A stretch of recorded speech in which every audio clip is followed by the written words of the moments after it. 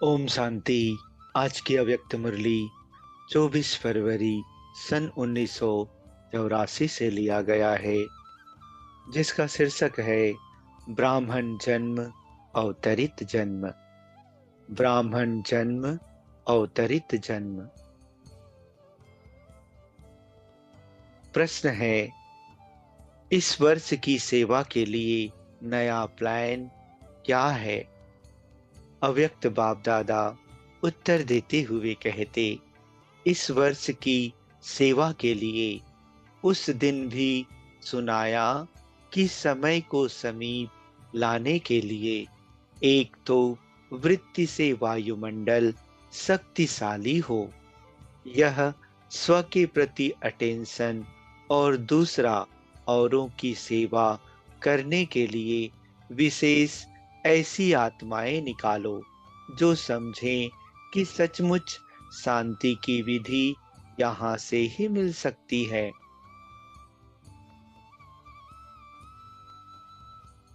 यह आवाज इस वर्ष में हो कि अगर शांति होगी तो इसी विधि से होगी। एक ही विधि है यह जो विश्व की आवश्यकता है, वह इस विधि के सिवाय नहीं है। यह वातावरण चारों ओर इकट्ठा बनना चाहिए। भारत में चाहे विदेश में शांति की झलक प्रसिद्ध रूप में होनी चाहिए। चारों ओर से यह सभी को टच होवे, आकर्षण हो तो यथार्थ स्थान है तो यही है।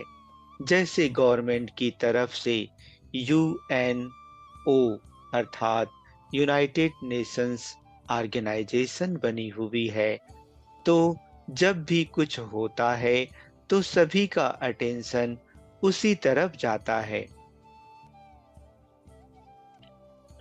ऐसे जब भी कोई अशांति का वातावरण हो तो सबका अटेंशन शांति के संदेश देने वाली यह आत्माएं हैं इस तरफ जावे।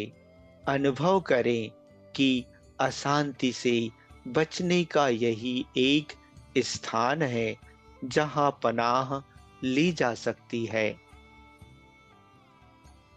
इस वर्ष यह वायुमंडल बनना चाहिए।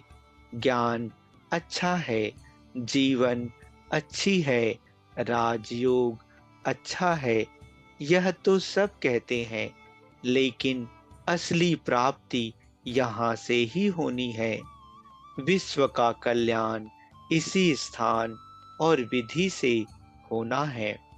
यह आवाज बुलंद हो, समझा?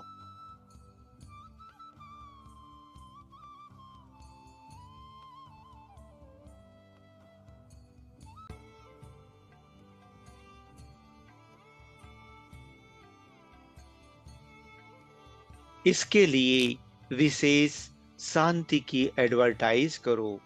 किसको शांति चाहिए तो यहाँ से विधि मिल सकती है। शांति सप्ताह रखो, शांति के समागम रखो, शांति अनुभूति के शिविर रखो, ऐसे शांति का वाइब्रेशन फैलाओ। अच्छा,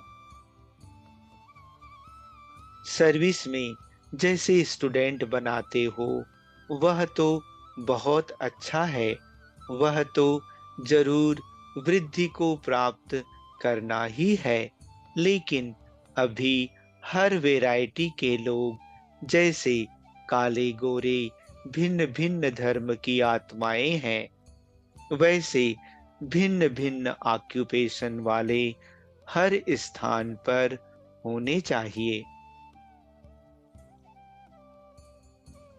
कोई कहाँ भी जावे तो हर ऑक्यूपेशन वाला अपनी रीति से उन्हें अनुभव सुनाए। जैसे यहाँ वर्कशॉप रखाते हैं, कभी डॉक्टर की, कभी वकील की, तो भिन्न भिन्न ऑक्यूपेशन वाले एक ही शांति की बात अपने ऑक्यूपेशन के आधार से बोलते हैं तो अच्छा लगता है। ऐसे कोई भी सेंटर पर आवे तो हर ऑक्यूपेशन वाले अपना शांति का अनुभव सुनाए।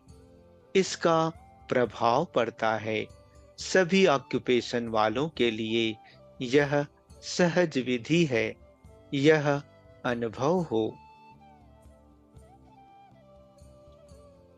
जैसे कुछ समय के अंदर यह एडवर्टाइज अच्छी हो गई कि सब धर्म वालों के लिए यही एक विधि है, यह आवाज हो। इसी रीति से अभी आवाज फैलाओ। जो संपर्क में आते हैं या स्टूडेंट हैं, उन्हों तक तो यह आवाज होता है, लेकिन अभी थोड़ा और चारों ओर फैले इसका अभी और अटेंशन। ब्राह्मण भी अभी बहुत थोड़े बने हैं। नंबरवार ब्राह्मण बनने की जो यह गति है उसको फास्ट नहीं कहेंगे ना। अभी तो कम से कम 9 लाख तो चाहिए। कम से कम सतयुग की आदि में 9 लाख के ऊपर तो राज्य करेंगे ना। 1 लाख पर तो नहीं करेंगे। उसमें प्रजा भी होगी, लेकिन संपर्क में अच्छे आएंगे तब तो प्रजा बनेंगे। तो इस हिसाब से गति कैसी होनी चाहिए? अभी तो संख्या बहुत कम है। अभी टोटल विदेश की संख्या कितनी होगी? कम से कम विदेश की संख्या 2-3 लाख तो होनी चाहिए। मेहनत तो अच्छी कर रहे हो, ऐसी कोई बात नहीं है, लेकिन थोड़ी स्पीड और तेज होनी चाहिए। स्पीड तेज होगी यह जनरल वातावरण से। अच्छा, प्रश्न है, ऐसा पावरफुल वातावरण बनाने की युक्ति क्या है? उत्तर देते हुए बाबा कहते, स्वयं पावरफुल बनो।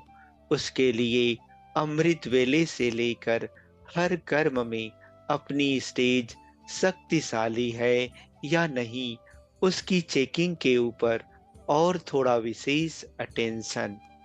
दूसरों की सेवा में या सेवा के प्लान्स में बिजी होने से अपनी स्थिति में कहाँ-कहाँ हल्कापन आ जाता है। इसलिए यह वातावरण शक्तिशाली नहीं होता। सेवा होती है, लेकिन वातावरण शक्तिशाली नहीं होता है। इसके लिए अपने ऊपर विशेष अटेंशन रखना पड़े। कर्म और योग, कर्म के साथ शक्तिशाली स्टेज, इस बैलेंस की थोड़ी कमी है। सिर्फ सेवा में बिजी होने के कारण स्व की स्थिति शक्तिशाली नहीं रहती। जितना समय सेवा में देते हो, जितना तन मन धन सेवा में लगाते हैं, उसी प्रमाण एक का लाख गुना जो मिलना चाहिए वह नहीं मिलता है। इसका कारण है कर्म और योग का बैलेंस नहीं है। जैसे सेवा के प्लान बनाते हो, पर्चे छपाते हो, टीवी रेडियो में करना है। जैसे वह बाहर के साधन बनाते हो, वैसे पहले अपनी मनसा शक्तिशाली का साधन विशेष होना चाहिए। यह अटेंशन कम है, फिर कह देते हो बिजी रहे, इसलिए थोड़ा सा मिस हो गया। फिर डबल फायदा नहीं हो सकता। अच्छा, ओम शांति।